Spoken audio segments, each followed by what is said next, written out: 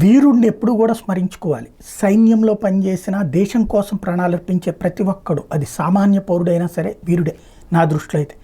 కాశ్మీర్లో ఇట్లాగే ఈ మధ్యన మళ్ళీ అటాక్స్కి ప్రిపేర్ చేస్తున్నటువంటి సందర్భంలో తాజాగా బషీర్ అనేటటువంటి కానిస్టేబుల్ ప్రాణాలకి తెగించి పనిచేశాడు.